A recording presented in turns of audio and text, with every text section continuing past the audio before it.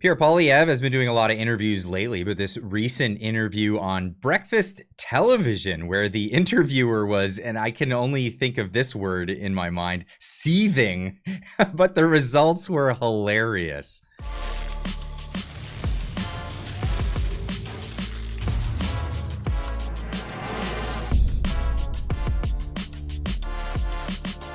Ladies and gents, welcome back. There has been no election announced for Canada just yet, but we are already on the campaign trail. We see all the politicians out there doing their campaigning and going out for interviews all over the place. We're wondering when that's going to happen. It looks as though as soon as Jagmeet Singh gets his pension, then Canada can move on. That really looks like the end of the line for him, even within his own riding. But I digress on that one.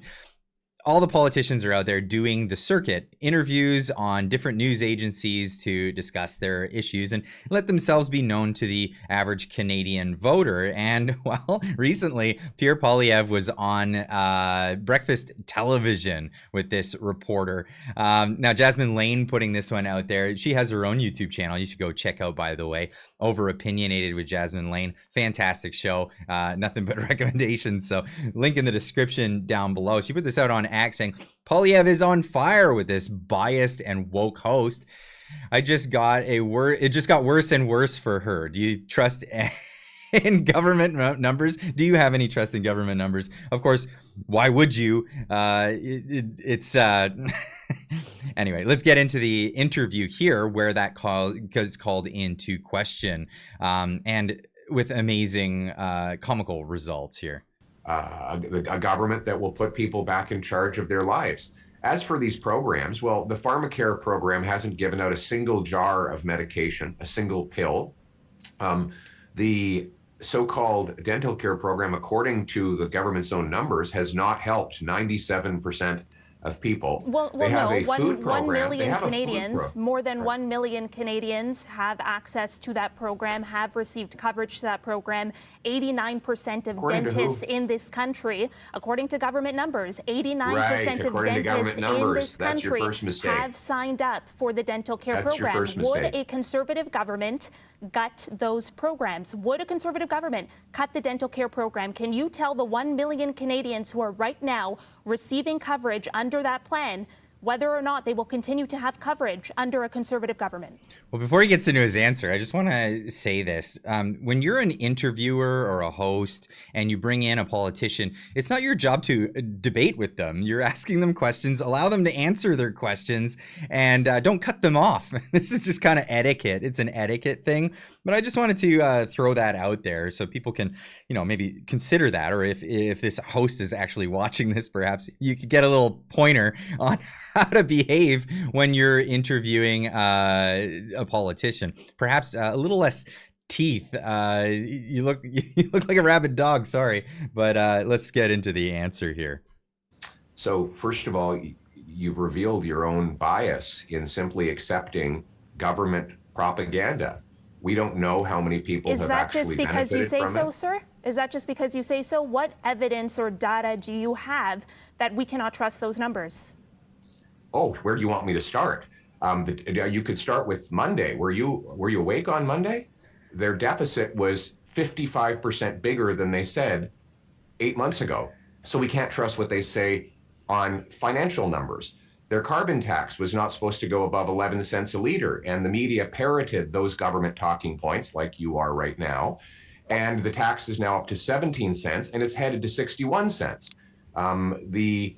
Numbers on immigration. They tell us they can't even tell us how many people are in the country illegally. So when the government puts out a propaganda piece to the media, which then gets regurgitated without any scrutiny, claiming that they've done all of these wonderful things, I'm suspicious. I want to see the evidence. Even if it were true, what you've just admitted is that 40 million people have thus far got nothing from the program. So let's get the actual facts before Canadians, and let's make judgments based on the reality rather than on government propaganda. And that's what you're going to get from me, a government that actually looks at the real numbers and the real facts, not dishonest propaganda from Justin Trudeau and the NDP Liberals.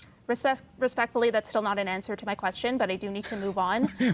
That's not the answer you wanted. This is what's crazy about the whole situation. You ask a question, you get an answer. That's the answer that he was giving. But this is just par for the course for these news agencies that try to play the game of being unbiased, but completely have a partisanship with. I mean, just watch other interviews where they're talking with other hosts. Now, to be fair, when she was interviewing Jagmeet Singh, she was pressing him as well on the fact that he's propping up the government. So I will give a little bit of credit there where credit's due. And Pierre Poilievre actually tweeted this out. But let's get back to this interview. Before the House adjourned, Conservatives did say that they would commit to help passing an urgent border plan in the face of Donald Trump's tariffs. The border plan that was revealed this week, it will eventually need to be voted up or down on. Does the Conservative pledge still stand today? Will you support passing an urgent border plan? Yeah, we should bring the Parliament back today. Will you support the border plan that was revealed? We'll look at it. We'll see what it does. Again, we're not going to do as the Yeah, we should bring Parliament back today and get a hold of this situation, because this is where we're at with this. It's unbelievable. How can we be, just in the face of having 25% tariffs put on Canadian goods going into the United States, that the Parliament decides they're going for a break? Oh no, we'll be back when Donald Trump is already in. That is unbelievable. No, take care of the situation as it is. And I'll get back to this, but yeah, we should just comply. We just comply with what he wants. Fix the border, fix the permeable border, and fix crime and the bad substances problem that we have in Canada. Donald Trump is actually siding with the Canadian voter in this. Now, what was being discussed here was cuts, and of course, this is what's being lobbed at the Conservatives right now: is that the Conservatives are going to make cuts to all kinds of programs that Canadians need or want, or this kind of thing. But the reality is we can make cuts elsewhere. There's all kinds of places to make cuts. And he talks about this time and time again in other interviews. Again, here's another one from CHCH News where Pierre Poilievre is discussing this. Simple slogan, axe the tax, but for a lot of people it feels like affordability is a very complicated issue. Beyond axing the tax, how do you fix the affordability crisis? Or is it that simple? The cause is government, 100% government. Food prices have risen 36% faster in Canada than in the United States over the last 3 years, a gap that has opened and widened as the carbon tax, supported by both NDP and Liberals, has applied to the farmers and truckers who bring us our food. Then you have the more than $700 billion of money printing deficits. Well, when you print money, you bid up the cost of all the goods. It's more money chasing fewer goods, which always equals higher prices. So we have to slash bureaucracy, fire these high-priced consultants, cut corporate welfare and foreign aid to bring down deficits, inflation, and interest rates and income taxes. And that's what I mean when I say fix the budget. Don't just fix the budget so the accountants are happy. Fix the budget so that we can protect our money against inflation caused by government. And really is caused by government. And this is the thing, you don't have to cut social programs first. You can cut, there's a lot to cut, especially when, how much more have you been getting? Let's ask that question. How much more stuff have you been getting from the government compared to the price of everything going up in government?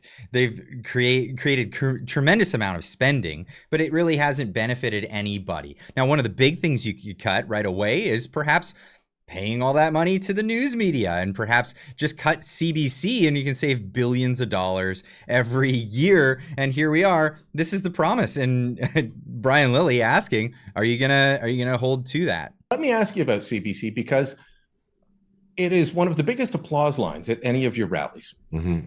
It's huge. Back when you were still running for leader, it was that way. Since you've become leader, people go crazy when you say that. And not saying don't do it. They want it done now. I keep getting asked, do you really think he's going to do it? And I say, yes, I am going to do it. Okay, then tell us. How quick? Very quick. So very quick. That doesn't mean you're shutting them down, right? I'm going to defund CBC. That's my commitment. I said my commitment has been the same since I first said it at my very first leadership rally in Regina. I said we will defund the CBC to save $1 billion. That was my commitment then. It's my commitment now. That's his commitment now. Let me ask you it has been his commitment. Now, will he hold up to that promise? Well, we'll see. We'll see. The guy's got to get elected in to be able to either renege or hold up to the promises that he's given. Of course, even on the right side of the aisle, there's been pushback and people saying they believe him or they don't believe him, but here we are. Leave a comment in the comment section down below. I'd love to hear what you have to think about this, because we have politicians that make all kinds of promises, and then when they get into office, they don't do certain things. What are the things do you think that Pierre Poilievre is going to hold to and keep his promises on? And which ones do you think he's going to probably leave to the wayside? Either way, I think first and foremost, we should take care of the situation with relations with the United States. I don't think they're going very well with the current leadership, and I don't think they'll go well with the Liberal Party, even if they ditch Justin Trudeau. But I'd love to hear what you have to say. Leave a comment in the comment section down below. Let me know what you think, and we'll see you in the next one. Keep on trucking.